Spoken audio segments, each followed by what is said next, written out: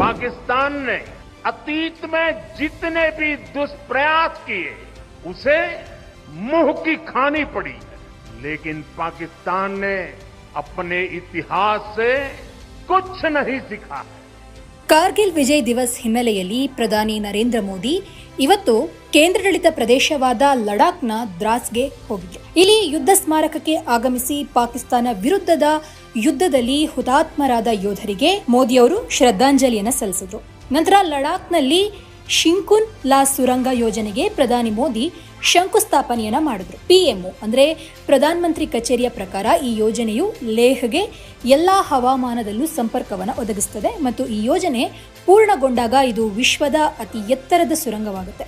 ಕಳೆದ ಕೆಲವು ವರ್ಷಗಳಲ್ಲಿ ಸರ್ಕಾರ ಲಡಾಖ್ ಮೇಲೆ ಹೆಚ್ಚು ಗಮನ ಹರಿಸ್ತಾ ಇದ್ದು ಇಲ್ಲಿ ಅನೇಕ ಪ್ರಮುಖ ರಸ್ತೆಗಳನ್ನ ದುರಸ್ತಿ ಮಾಡಲಾಗಿದೆ, ಅಂದ್ರೆ ಸರಿ ಮಾಡಲಾಗಿದೆ ಮತ್ತು ಹೊಸ ರಸ್ತೆಗಳು ಮತ್ತು ಸೇತುವೆಗಳನ್ನು ನಿರ್ಮಿಸಲಾಗಿದೆ ಅಂತ ಪಿಎಂಒ ಹೇಳಿದೆ. ಇನ್ನು ಕಾರ್ಗಿಲ್ನಲ್ಲಿ ಹುತಾತ್ಮರಾದಂತಹ ಯೋಧರಿಗೆ ಶ್ರದ್ಧಾಂಜಲಿಯನ್ನು ಸಲ್ಲಿಸಿದ ನಂತರ ಜನರನ್ನ ಉದ್ದೇಶಿಸಿ ಮಾತನಾಡಿದ ಪ್ರಧಾನಿ ಮೋದಿ, ದೇಶಕ್ಕಾಗಿ ಮಾಡಿದಂತಹ ತ್ಯಾಗಗಳು ಅಮರ ಅಂತ ಕಾರ್ಗಿಲ್ ವಿಜಯ್ ದಿವಸ್ ಹೇಳುತ್ತೆ. ದಿನಗಳು, ತಿಂಗಳುಗಳು, ವರ್ಷಗಳು, ದಶಕಗಳು ಕಳೆದು ಶತಮಾನಗಳು ಕಳೆದರೂ ಕೂಡ ದೇಶವನ್ನ ರಕ್ಷಿಸಲು ತಮ್ಮ ಪ್ರಾಣವನ್ನ ಪಣಕ್ಕಿಟ್ಟ ಜನರ ಹೆಸರು ಅಳಿಸಲಾಗದಷ್ಟು ಉಳಿತಾರೆ. ನಾವು ಯುದ್ಧವನ್ನ ಗೆದ್ದಿರೋದು ಮಾತ್ರ ಅಲ್ಲ, ನಾವು ಸತ್ಯ, ಸಂಯಮ ಮತ್ತು ಶಕ್ತಿಯ ಅದ್ಭುತ ಉದಾಹರಣೆಯನ್ನ ನೀಡಿದ್ದೇವೆ ಅಂತ ಹೇಳಿದ್ದಾರೆ. ಏನೋ ಕಾರ್ಗಿಲ್ ಯುದ್ಧದ ಸಮಯದಲ್ಲಿ ನಾನು ಸಾಮಾನ್ಯ ದೇಶವಾಸಿಯಾಗಿ ನನ್ನ ಸೈನಿಕರ ನಡುವೆ ಇದ್ದದ್ದು ನನ್ನ ಅದೃಷ್ಟ ಅಂತ ಮೋದಿ ಹೇಳಿದ್ರು. ಇಂದು ನಾನು ಮತ್ತೆ ಕಾರ್ಗಿಲ್ ಭೂಮಿಗೆ ಬಂದಾಗ ಆ ನೆನಪುಗಳು ನನ್ನ ಮನಸ್ಸಿನಲ್ಲಿ ಅತ್ಯಂತ ಫ್ರೆಶ್ ಆಗಿ ಅಂದ್ರೆ ತಾಜಾವಾಗಿ ನೆನಪಿಗೆ ಬಂದಿದೆ. ನಮ್ಮ ಸೇನಾ ಪಡೆಗಳು ಅಂತಹ ಕಠಿಣ ಯುದ್ಧ ಕಾರ್ಯಾಚರಣೆಯನ್ನ ಹೇಗೆ ನಡೆಸಿವೆ ಎಂಬುದು ನನಗೆ ನೆನಪಿದೆ. ಮಾತೃಭೂಮಿಯನ್ನು ರಕ್ಷಿಸಲು ಪರಮ ತ್ಯಾಗ ಮಾಡಿದ ಹುತಾತ್ಮರಿಗೆ ನಾನು ನಮಸ್ಕರಿಸ್ತೇನೆ ಅಂತ ಮೋದಿ ಹೇಳಿದ್ರು. ಇನ್ನು ಇದೇ ಸಂದರ್ಭದಲ್ಲಿ ಅಂದ್ರೆ ಕಾರ್ಗಿಲ್ ಯುದ್ಧದ ವಿಜಯೋತ್ಸವದಂದು ಪಾಕಿಸ್ತಾನಕ್ಕೆ ನರೇಂದ್ರ ಮೋದಿಯವರು ಬಿಗ್ ವಾರ್ನಿಂಗ್ ಕೊಟ್ಟಿದ್ದಾರೆ. ಅವರ ಕೆಟ್ಟ ಯೋಜನೆಗಳು ಎಂದಿಗೂ ಯಶಸ್ವಿಯಾಗೋದಿಲ್ಲ ಅಂತ ಹೇಳಿದ್ದಾರೆ. ಇನ್ನು 1999ರ ಯುದ್ಧದಲ್ಲಿ ಪಾಕಿಸ್ತಾನದ ವಿರುದ್ಧ ಭಾರತ ಜಯಗಳಿಸಿದ ಸ್ಮರಣಾರ್ಥ ಇಂದು ದೇಶದಾದ್ಯಂತ ಕಾರ್ಗಿಲ್ ವಿಜಯ್ ದಿವಸನ ಆಚರಿಸಲಾಗ್ತಾ ಇದೆ. ಪಾಕಿಸ್ತಾನದ ವಿರುದ್ಧ ವಾಗ್ದಾಳಿ ನಡೆಸಿದಂತಹ ಪ್ರಧಾನಿ ಮೋದಿ, ಕಾರ್ಗಿಲ್ನಲ್ಲಿ ನಾವು ಕೇವಲ ಯುದ್ಧವನ್ನ ಗೆಲ್ಲಿಲ್ಲ, ನಾವು ಸತ್ಯ, ಸಂಯಮ ಮತ್ತು ಶಕ್ತಿಯ ಅದ್ಭುತ ಪ್ರದರ್ಶನವನ್ನ ನೀಡಿದ್ದೇವೆ. ನಿಮಗ್ ಗೊತ್ತಾ, ಆ ಸಮಯದಲ್ಲಿ ಭಾರತ ಶಾಂತಿಗಾಗಿ ಪ್ರಯತ್ನಿಸ್ತಾ ಇತ್ತು. ಪ್ರತಿಯಾಗಿ ಪಾಕಿಸ್ತಾನ ಮತ್ತೊಮ್ಮೆ ತನ್ನ ಅಪನಂಬಿಕೆಯ ಮುಖವನ್ನ ತೋರಿಸಿದೆ. ಆದರೆ ಸತ್ಯದ ಮುಂದೆ ಸುಳ್ಳು ಮತ್ತು ಭಯವು ಸೋಲಿಸಲ್ಪಟ್ಟಿದೆ ಅಂತ ಹೇಳಿದ್ರು. ಇನ್ನು ಪಾಕ್ ದೇಶದ ಭಯೋತ್ಪಾದಕ ಚಟುವಟಿಕೆಗಳನ್ನ ಎತ್ತಿ ಹಿಡಿದ ಪ್ರಧಾನಿ ಮೋದಿ, ಪಾಕಿಸ್ತಾನವು ಈ ಹಿಂದೆ ಮಾಡಿದ ದುಷ್ಕೃತ್ಯಗಳನ್ನ ಎದುರಿಸಬೇಕಾಗಿತ್ತು, ಆದ್ರೆ ಪಾಕಿಸ್ತಾನ ತನ್ನ ಇತಿಹಾಸದಿಂದ ಏನನ್ನೂ ಕಲಿತಿಲ್ಲ. ಆದ್ರೆ ನಾನು ಇವತ್ತು ಭಯೋತ್ಪಾದನೆಯ ಮಾಸ್ಟರ್ಸ್ ನೇರವಾಗಿ ಕೇಳುವ ಸ್ಥಳದಿಂದ ಮಾತನಾಡ್ತಾ ಇದ್ದೇನೆ. ಈ ಭಯೋತ್ಪಾದನೆಯ ಪೋಷಕರೇ, ನಿಮ್ಮ ನೀಚ ಪ್ಲಾನ್ಗಳು ಎಂದಿಗೂ ಕೂಡ ಯಶಸ್ವಿಯಾಗೋದಿಲ್ಲ ಅಂತ ನಾನು ಹೇಳಲು ಬಯಸ್ತೇನೆ ಅಂತ ಹೇಳಿದ್ರು. ಏನೋ ಭಯೋತ್ಪಾದನೆ ವಿರುದ್ಧ ಶೂನ್ಯ ಸಹಿಷ್ಣುತೆಯ ನೀತಿಯನ್ನ ಅಂದ್ರೆ ನೋ ಟಾಲರೆನ್ಸ್, ಝೀರೋ ಟಾಲರೆನ್ಸ್ ನೀತಿಯನ್ನ ಅಳವಡಿಸಿಕೊಳ್ಳುವ ಕುರಿತು ಮಾತನಾಡಿದಂತಹ ಪ್ರಧಾನಿ ನರೇಂದ್ರ ಮೋದಿ, ನಮ್ಮ ವೀರರು ಭಯೋತ್ಪಾದನೆಯನ್ನ ಸಂಪೂರ್ಣ ಬಲದಿಂದ ಹತ್ತಿಕ್ತಾರೆ. ಶತ್ರುಗಳಿಗೆ ತಕ್ಕ ಪ್ರತ್ಯುತ್ತರವನ್ನು ನೀಡಲಾಗ್ತದೆ. ಲಡಾಖ್ ಆಗಿರಲಿ ಅಥವಾ ಜಮ್ಮು ಮತ್ತು ಕಾಶ್ಮೀರವಾಗಿರಲಿ, ಅಭಿವೃದ್ಧಿ ಎದುರಿಸ್ತಾ ಇರುವಂತಹ ಪ್ರತಿಯೊಂದು ಸವಾಲನ್ನ ಭಾರತ ಖಂಡಿತವಾಗಿ ಸೋಲಿಸುತ್ತದೆ ಅಂತ ಹೇಳಿದ್ದಾರೆ. कारगिल में हमने केवल युद्ध नहीं जीता था, हमने सत्य, संयम और सामर्थ्य का अद्भुत परिचय दिया था. आप जानते हैं, भारत उस समय शांति के लिए प्रयास कर रहा था. बदले में पाकिस्तान ने फिर एक बार अपना अविश्वासी चेहरा दिखाया. लेकिन सत्य के सामने असत्य और आतंकी हार हुई. साथियों, पाकिस्तान ने अतीत में जितने भी दुष्प्रयास किए उसे मुंह की खानी पड़ी है। लेकिन पाकिस्तान ने अपने इतिहास से कुछ नहीं सीखा है। वो आतंकवाद के सहारे, प्रॉक्सी वॉर के सहारे अपने आप को प्रासंगिक बनाए रखने का प्रयास कर रहा है। लेकिन आज जब मैं उस जगह से बोल रहा हूं जहां आतंक के आकाओं को मेरी आवाज सीधे सुनाई पड़ रही है, मैं आतंकवाद के इन सरपरस्तों को कहना चाहता हूं कि उनके नापाक मंसूबे कभी कामयाब नहीं होंगे।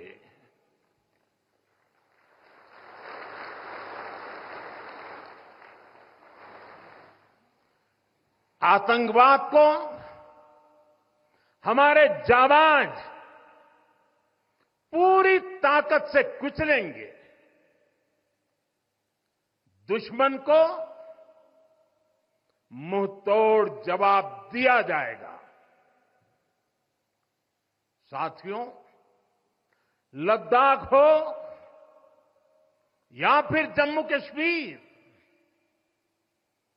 विकास के सामने आ रही हर चुनौती को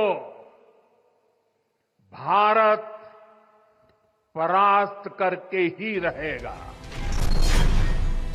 कुछ लोगों की मानसिकता ही ऐसी थी कि सेना मतलब नेताओं को सलाम करना, हमारे लिए सेना मतलब 140 करोड़ देशवासियों की आस्था। ದಶಕಗಳಿಂದ ಸಂಸತ್ತು ಮತ್ತು ವಿವಿಧ ಸಮಿತಿಗಳಲ್ಲಿ ಸಶಸ್ತ್ರ ಪಡೆಗಳಲ್ಲಿ ಯುವಕರಿಗೆ ಹೆಚ್ಚಿನ ಅವಕಾಶ ನೀಡುವ ಅಗತ್ಯತೆಯ ಬಗ್ಗೆ ಚರ್ಚೆಗಳು ನಡೀತಾ ಇದೆ. ಭಾರತೀಯ ಸೈನಿಕರ ಸರಾಸರಿ ವಯಸ್ಸು ಜಾಗತಿಕ ಸರಾಸರಿಗಿಂತ ಹೆಚ್ಚಿರೋದು ಈಗ ಒಂದು ರೀತಿಯಲ್ಲಿ ಭಯವನ್ನ ಮೂಡಿಸ್ತಾ ಇದೆ. ಇದರ ಹೊರತಾಗಿ ಕೂಡ ಈ ನಿರ್ಣಾಯಕ ಭದ್ರತಾ ಸವಾಲನ್ನು ಎದುರಿಸುವಂತಹ ಒಂದು ಮನಸ್ಥಿತಿಯ ಕೊರತೆ ಇದೆ ಅಂತ ಪ್ರಧಾನಿ ನರೇಂದ್ರ ಮೋದಿ ಹೇಳಿದ್ದಾರೆ.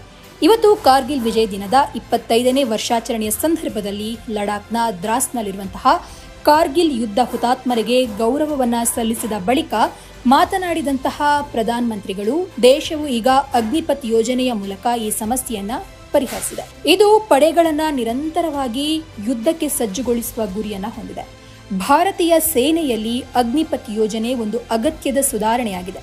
ಆದರೆ ದುರಾದೃಷ್ಟವಶಾತ್ ದೇಶದ ಯುವ ಜನತೆಯನ್ನ ದಾರಿ ತಪ್ಪಿಸುವಂತಹ ಕೆಲಸವನ್ನ ಕೆಲವರು ಮಾಡ್ತಾ ಇದ್ದಾರೆ ಅಂತ ಆರೋಪಿಸಿದರು.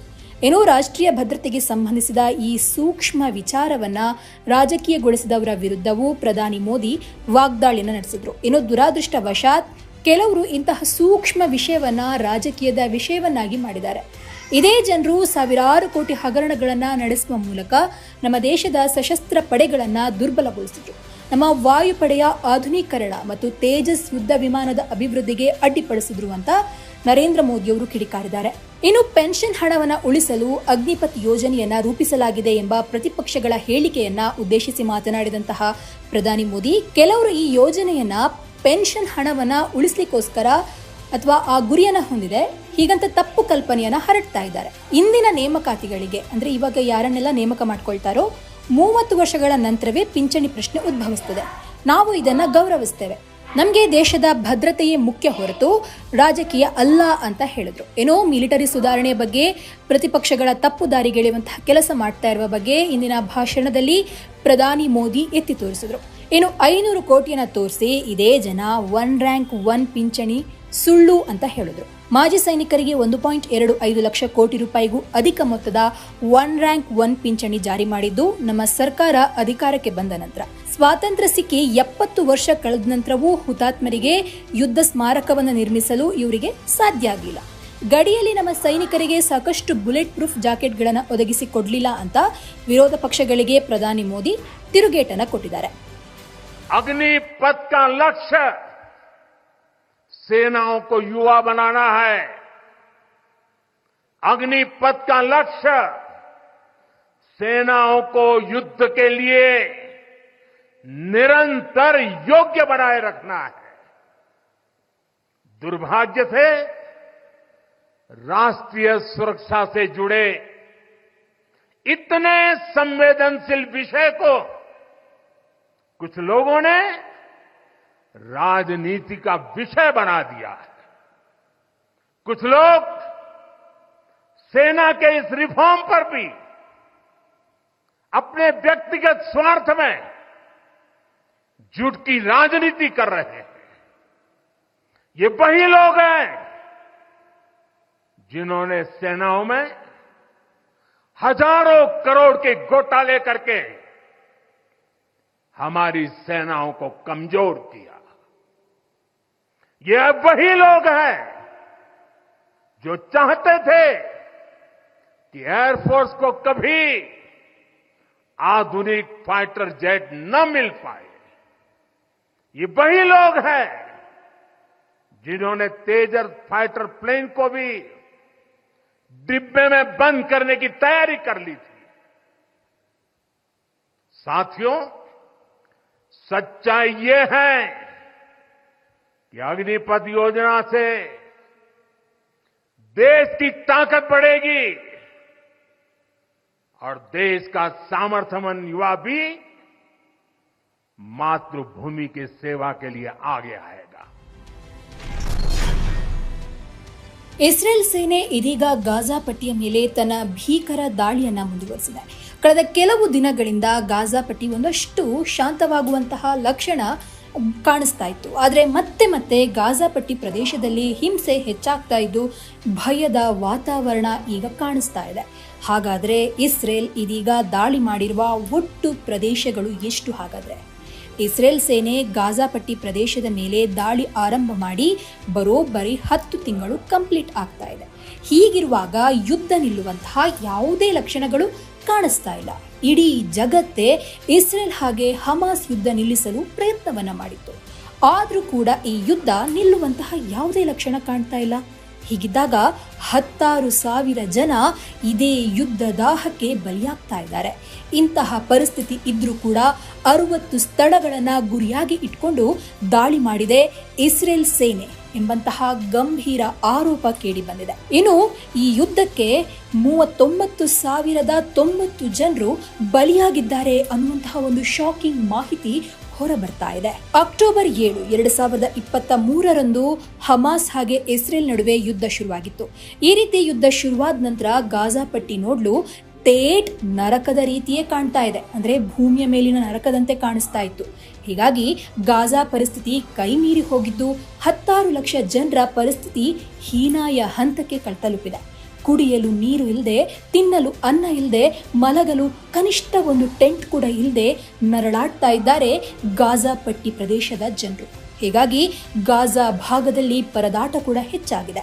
ಇಂತಹ ಸಮಯದಲ್ಲೇ ಮತ್ತೊಮ್ಮೆ ಇಸ್ರೇಲ್ ಸೇನೆ ದಾಳಿ ಮಾಡಿದೆ ಎಂಬ ಆರೋಪ ಕೇಳಿ ಬಂದಿದೆ.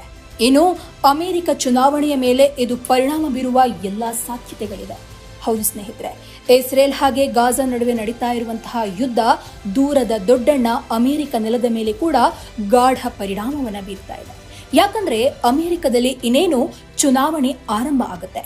ಅಮೆರಿಕದ ಅಧ್ಯಕ್ಷೀಯ ಚುನಾವಣೆ, ಅಮೆರಿಕದ ಪ್ರೆಸಿಡೆಂಟ್ ಎಲೆಕ್ಷನ್. ಇದರ ಮೊದಲು ಇಸ್ರೇಲ್ ಹಾಗೆ ಹಮಾಸ್ ಯುದ್ಧ ದೊಡ್ಡ ಪರಿಣಾಮವನ್ನ ಬೀರುವ ಸಾಧ್ಯತೆ ಇದೆ. ಮತ್ತೊಂದು ಕಡೆ ವಿಶ್ವಸಂಸ್ಥೆ ಗಾಜಾ ನಗರದ ಜನರಿಗೆ ಕೊಡಲು ಕಳುಹಿಸಿದ್ದಂತಹ ಪರಿಹಾರ ಸಾಮಗ್ರಿಗಳು ವಾಪಸ್ ಬರ್ತಾ ಇದ್ದು, ಈ ಕೃತ್ಯಕ್ಕೆ ಇಸ್ರೇಲ್ ಕಾರಣ ಎಂಬ ಆರೋಪ ಕೂಡ ಕೇಳಿ ಬರ್ತಾ ಇದೆ. ಇಷ್ಟೆಲ್ಲದರ ನಡುವೆಯೇ ಜಗತ್ತು ತಣ್ಣಗೆ 3ನೇ ಮಹಾಯುದ್ಧಕ್ಕೆ ಸಜ್ಜಾದಂತೆ ಕಾಣ್ತಾ ಇದೆ.